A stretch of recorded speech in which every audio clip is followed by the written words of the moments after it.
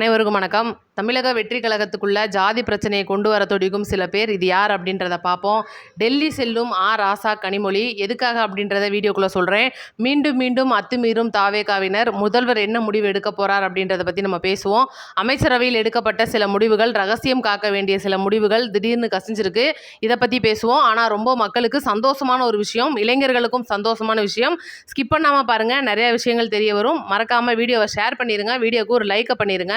இப்போ பார்த்தீங்கன்னா நம்மளுடைய தமிழக அரசியலை பொறுத்த வரைக்கும், சென்னையை மட்டுமே பொறுத்த வரைக்கும், சென்னை மாநகராட்சியில் இருக்கிற மேயர் அப்படின்றவங்க இன்னைக்கு நம்மளுடைய முதல்வர் விஜய் அவர்களுக்கு எதிராக நிறைய விஷயங்கள் செயல்பட்டுட்டு வர்றாங்க. 7 அதிகாரிகள் சஸ்பெண்ட் பண்ணியிருக்காங்க.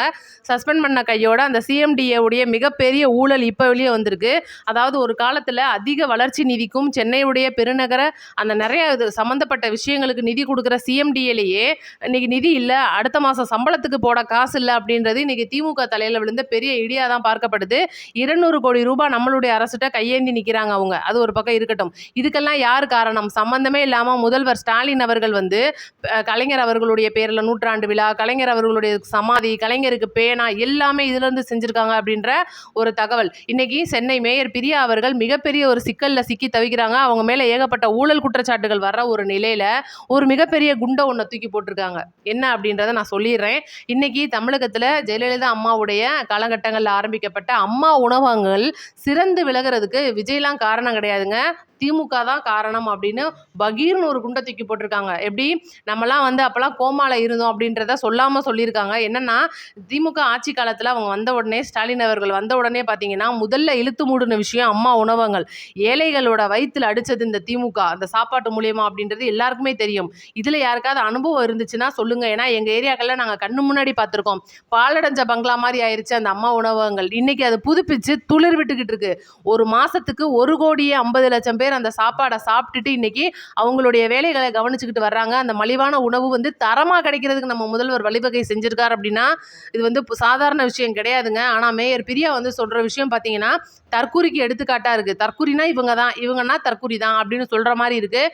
இதில் எந்த விதமாக மாற்றமும் கிடையாது. சேகர் பாபா இருக்கட்டும், மேயர் பிரியாவாக இருக்கட்டும், மொத்தமாக இன்னைக்கு நேற்று தமிழக வெற்றி கழக கட்சியை அந்த அளவுக்கு ரொம்ப மோசமாக பேசியிருக்காங்க. முந்தா நேற்று தான் அனிதா ராதாகிருஷ்ணன் பேசினதை சொல்லிட்டு நம்ம பதிலடி கொடுத்துருந்தோம். சேகர் பாபு ஒட்டுமொத்தமாக அந்த வேலையில் இறங்கியிருக்காரு. என்ன காரணம் அப்படின்னா, ஒட்டுமொத்தமாக அந்த திமுக தாமரைட்டு அடிமை ஆயிடுச்சு அப்படின்றதும், ராசா கனிமொழிலாம் போயிட்டு ஸ்டாலின் முதல்வர் அதாவது பிரதமர் அவர்கள் போயிட்டு சந்திச்சுட்டு அடுத்து வரக்கூடிய இடைத்தேர்தலுக்கு அவருடைய பக்கபலத்தில் திமுகவை ஜெயிக்க வைக்கிறதும், சீமான் இவங்கெல்லாம் ஒரே கூட்டத்தில் ஒரே கூட்டாஞ்சோறாக்கி தின்னு கழிக்கின்ற போகிறாங்க அப்படின்றது தான் உண்மை. அதுக்காக நம்ம தமிழ்நாடு ரெடி ஆகிட்டு இருக்கு. ஒட்டுமொத்த மக்களும் காரி துப்புறதுக்கு ரெடி ஆகிட்டு இருக்காங்க. மக்களே, நீங்கள் எப்படின்றதையும் கமெண்ட்டில் சொல்லுங்கள். இப்போ அடுத்து ரொம்ப முக்கியமான விஷயத்துக்கு வருவோம். அது கூட அளவு சின்ன விஷயத்த சொல்லிடுறேன். இன்னைக்கு நம்மளுடைய தளபதியுடைய படமான ஜனநாயகன் இறுதி படம்னு சொல்கிறதுக்கு மனசு வரல. ஜனநாயகன் படத்தோட புக்கிங் தொடங்கிடுச்சு. நாங்கள் புக் பண்ணி முடிச்சிட்டோம். காலையில் இன்னொரு சேனலில் வீடியோ போட்டிருக்கோம், பாருங்கள். நீங்கள் புக் பண்ணிட்டீங்க அப்படின்னா மறக்காமல் சொல்லிடுங்க. சரி, இப்போ முக்கியமான விஷயத்துக்கு வருவோம். நம்மளுடைய அமைச்சரவை கூட்டம் நடந்துச்சு பார்த்தீங்களா, அதில் மிக முக்கிய முடிவுகள் எடுக்கப்பட்டிருக்கு. செங்கோட்டையன் அவர்கள் அதை சூசகமாக சொல்லியிருக்காரு.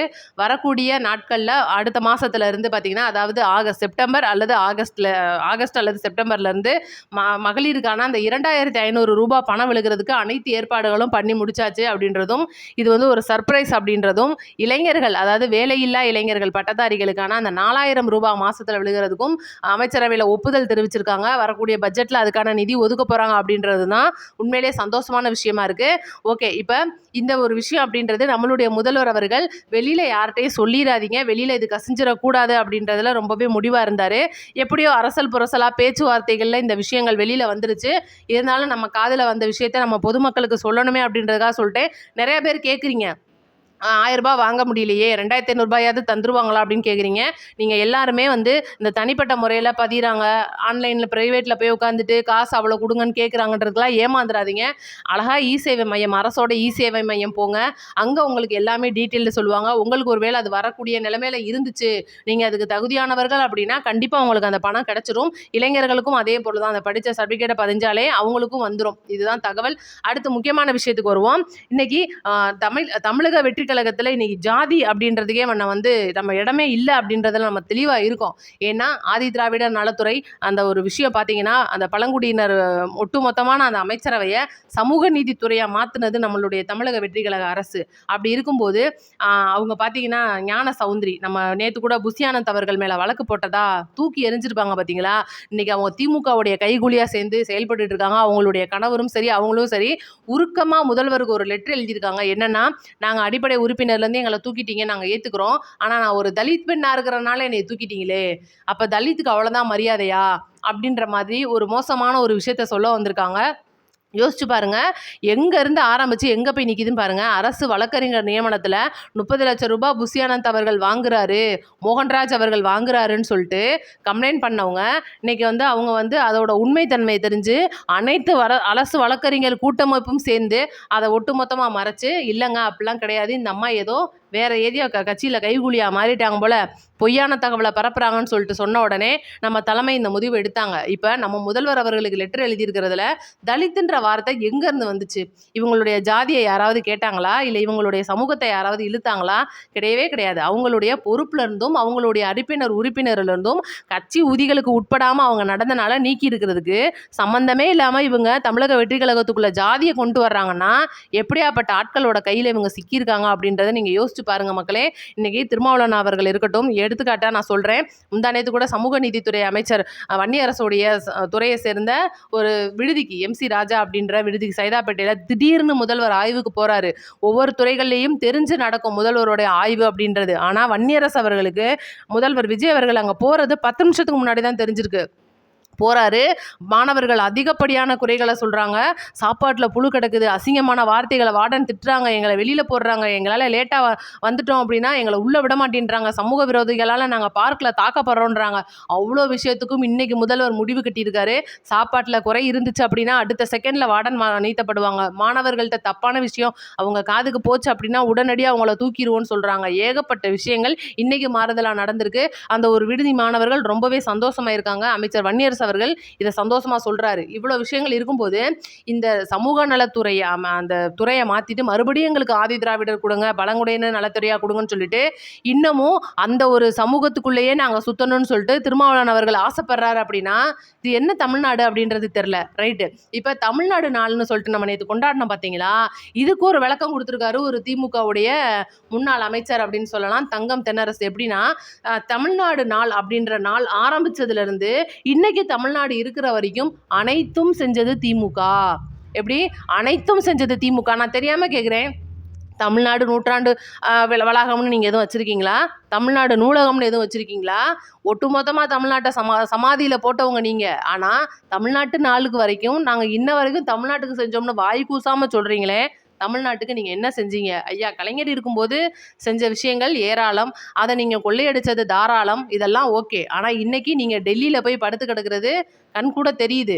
தமிழ்நாட்டுக்கு தமிழ்நாடு அப்படின்ற ஒரு அங்கீகாரத்தை அளிக்க நினைக்கிற இந்த சங்கி கூட்டத்தை நீங்கள் இன்றைக்கி உள்ளே கொண்டுட்டு வர நினச்சிங்க அப்படின்னா என்ன நினைக்க முடியும்னு தெரில. இதில் வேற தமிழக வெற்றி கழகம் பிஜேபியோட பி டீமாக செயல்படுறாங்க, அங்கே பி டீமாக செயல்படுறாங்க, இங்கே அண்டர் கிரவுண்டில் வேலை பார்க்குறாங்க.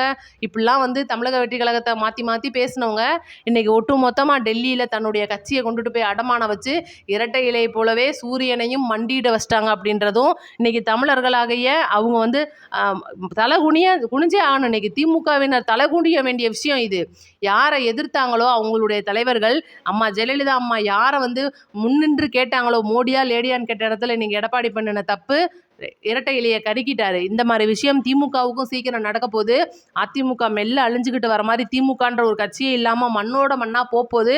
இதையும் நம்ம கண்கூட பார்க்க போகிறோம். தமிழக வெற்றி கழகம்ன்ற மக்களுக்கு பிடிச்ச கட்சியை இவங்க எதிர்க்கிறதுக்காக எல்லா விதமான எங்கிட்டலாம் குறுக்கோளி இருக்கோ அவ்வளோதுல இறக்கி இந்த இடைத்தேர்தலில் ஜெயிச்சிருவோம்னு நினைக்கிறாங்க. அதுக்கு வாய்ப்பே இல்லை அப்படின்றது தான் மக்களுடைய ஒரு கருத்து. உங்களுடைய கருத்தை மறக்காமல் கமெண்ட்டில் சொல்லிட்டு போயிருங்க.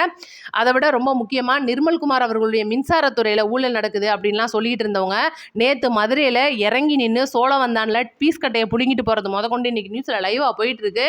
அப்போ மின்சாரத்துறையில் இருக்கிற திமுகவை சார்ந்த ஒப்பந்த ஊழியர்களும் சரி, சில குண்டர்களும் சரி, வேண்டுமென்றே மக்களுக்கு துன்பத்தை கொடுக்கணுன்றதுக்காகவும் கரண்டை கட் பண்ணுறதுக்காகவும் இந்த சம்பவத்தில் ஈடுபட்டு இருக்காங்க. அதையும் காவல்துறையினர் கண்டுபிடிச்சிருக்காங்க. எல்லா துறைகளிலும் புகுந்து விழுந்திருந்த திமுகவை சீக்கிரமா மக்கள் ஒட்டுமொத்தமாக வீட்டுக்கு அனுப்ப போகிறாங்க அப்படின்றது தான் நம்ம கருத்து. நன்றி, வணக்கம். அடுத்த வீடியோவில் சந்திப்போம்.